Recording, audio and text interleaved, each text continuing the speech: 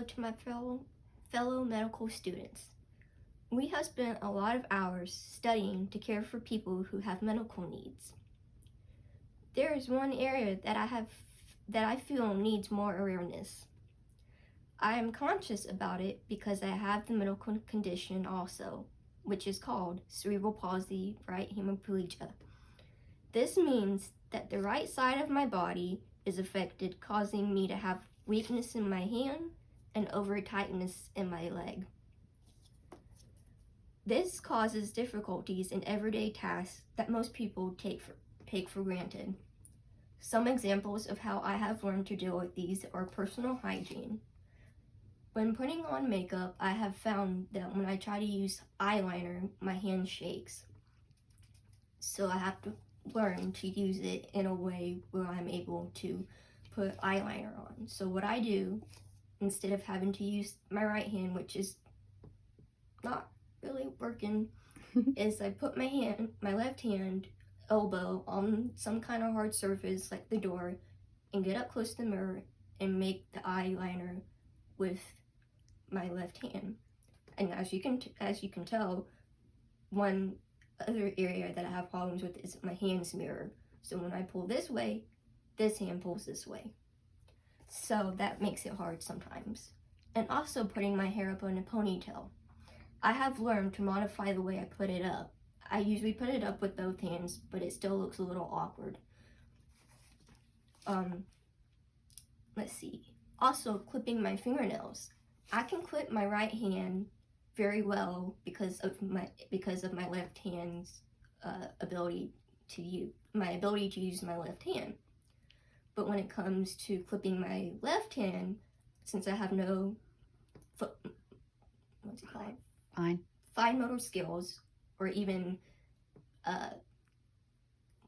touching, like being able to feel, I can't grab the clippers and use it on my fingernails.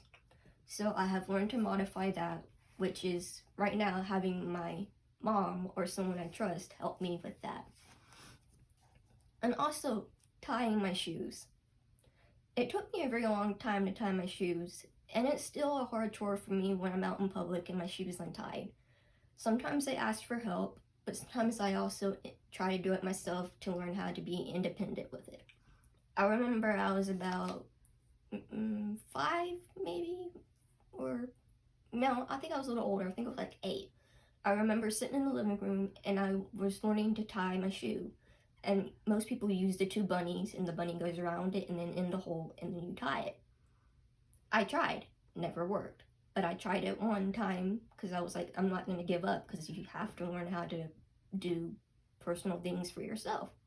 And I did it. And I remember telling my mom, and I started crying. Everybody started crying because that's a major milestone for me. Another thing I have to modify is meals. When I cook, I have to learn to have someone help me, have them cut my stuff for the ingredients, or I have to buy the ingredients pre-cut up so I can use it. Or there are tools that are specifically for people who are disabled and they can use their left hand to help with no issues. I remember when I was out in public and I had it was from my high school protocol. We went out to a fancy dinner because that's what we were learning to do, was use our manners. And so when we went, my mom and my teacher specifically asked the waiter to let them know to cut my food in the back, so it'd be pre-cut for when it came out, so I wouldn't have to cut it and look weird. But I ended up getting my food, and of course I looked down at my food before I started eating, and something looked odd to me. It wasn't cut. And I told my mom, I said, Mama, my food's not cut. Why isn't it cut?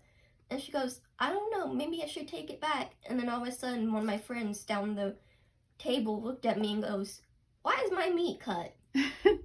And I said, oh, that one's mine. So we ended up having to switch. So it can be funny sometimes. I have to learn to laugh about it because either that or I end up being very embarrassed and start crying. Shopping is another issue. When checking out at a register, if I use cash, they give me receipt and the change and then the items I have to hold in my strong hand. But I have a service dog and I hold his leash, in my left hand, which is my good hand. So I have nowhere to put the money or the item or the receipt. I have learned to use a debit card, which allows them to email me my receipt and lets them email me the receipt or even put the receipt in the bag. Also, when I was younger, I had to wear an AFO, which is an ankle foot orthotic brace. I wore it on my left leg to keep it stretched so I would be able to walk. Right leg. I said right leg. Oh, well, it was for my right leg, not my left leg. My bad. And so with that, we had to search for shoes in 2 different sizes. One size would be for my regular length of foot, and then the other one would have to be the length of the brace because the brace is longer in the length. So finding 2 shoes was really hard, but once we found shoes that worked, it was even harder because I didn't like them because they weren't cute and I didn't think they looked girly enough. Another thing that I have to learn is that when I'm out in public or in a doctor's office, I have a service dog, so when I'm out, I have to learn that most people are unaware of the proper way to deal with a service dog. He has labels all over him and on his vest telling people that he is a service dog and to not touch.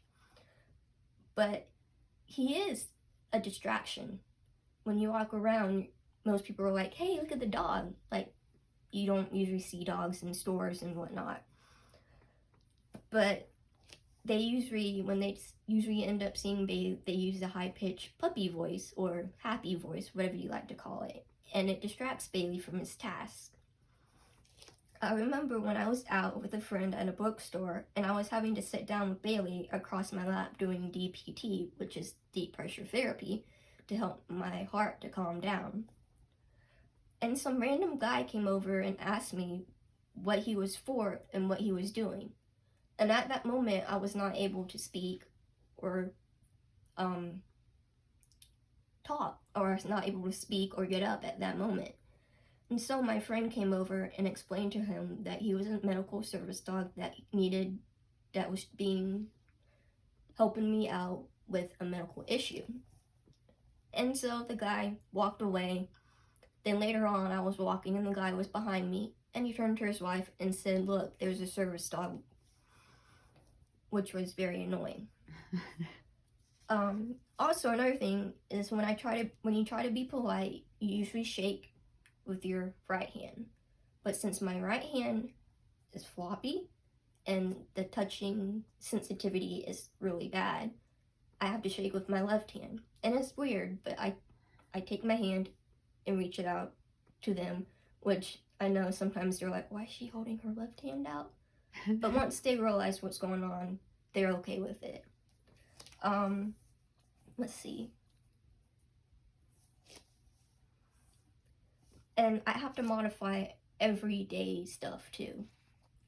Finding a way to use scissors that were meant for right-handed people, and I'm having to switch to my left hand because I can't use my right hand, is very hard.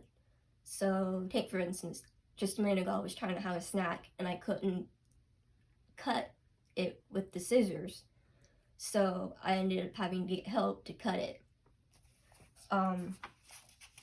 Or sometimes I just tear the paper itself and then people are like, why is it all messed up? And as far as driving, when I first started to drive, I had to learn how to, when you drive with your right foot on the gas pedal and your left foot on the brake. But for me, I can't do that because my right foot won't loosen up enough for me to press the pedal. So we have it swapped. My left foot is for the gas and the brake, while my right foot just does its own thing. But thankfully, I haven't been able to not use it. Also, school and studies. Having to write for a very long time or typing makes me tired. So my mom helps me with those typing and writing sometimes. I was studying to be a medical assistant and I had learned to give injections and taking blood pressures, and I also had to turn patients. But using one hand was really hard, so I wasn't able to do that for a long time. So, to close up, I want to let you know that this is that Chronicles 3:14 says Colossians 3:14 says, "And above all these, put love, which binds everything together in perfect harmony." There are people all around you that are dealing with medical disabilities or issues that aren't obvious. These difficulties can make their life awkward and may find it hard to explain to you what to do. So just to watch, be observant, and if you need to ask them if you can help, ask them, and maybe it'll make their day.